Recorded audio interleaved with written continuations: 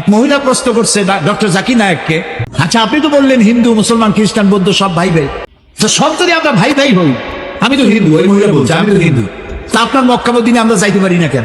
এটা কঠিন প্রশ্ন। আমি চিন্তা করলাম কি জবাব দেয়, আমার কাছেও জবাব আছে, কিন্তু উনি কি বলেন সেটা শোনা দরকার। উনি জবাব দিলেন, বোন আপনার বাড়ি কই? কই তো ইন্ডিয়া। জন্মস্থান কোথায়? এখানে। আমার জন্মস্থান হইল। আচ্ছা বোন আপনি কি জানেন যে ইন্ডিয়ায় এমন এমন জায়গা আছে যেখানে এখানে জন্মগ্রহণ করার পরেও সে জায়গায় আপনি আর আমি যাইতে পারি না, এরকম জায়গা না জানেন? কবে এরকম জায়গা থাকবে কেন? আমি ইন্ডিয়া জন্মগ্রহণ করছি, সব জায়গায় যাইতে পারি। উনি বললেন মোটেই না, এখানে এমন এমন জায়গা আছে যেখানে আপনি আমি প্রবেশ করতে পারবো না, তার নাম ক্যান্টনমেন্ট। ক্যান্টনমেন্টে আপনি ঢুকতে পারবেন না, আমি ঢুকতে পারবো। ক্যান্টনমেন্টে ঢুকবে যারা নিরাপত্তার দায়িত্বে, সুরক্ষার দায়িত্বে যারা আছে, যে কোনো মুহূর্তে নাক দিয়ে বলে জান দেওয়ার জন্য, রক্ত দেওয়ার জন্য, জীবন দেওয়ার জন্য ঝাঁপায় পড়বে, সেসব সেনাবাহিনীর জন্যই ক্যান্টনমেন্ট তৈরি করা হয়।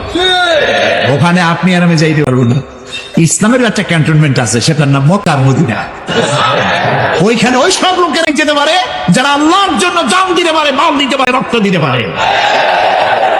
প্রিয় বোন, আপনিও যেতে পারবেন। আপনার পাসপোর্টে একটা ভিসা লাগান, ভিসার নাম লা ইলাহা ইল্লাল্লাহ মুহাম্মাদুর রাসূলুল্লাহ। কালকে আপনি মক্কা মদিনা চলে যান। কি সুন্দর জবাব! আমার খালি দোয়াই আসলো যে আল্লাহ তাআলা কি ব্রেন তুমি তাকে দিয়েছো, সুবহানাল্লাহ।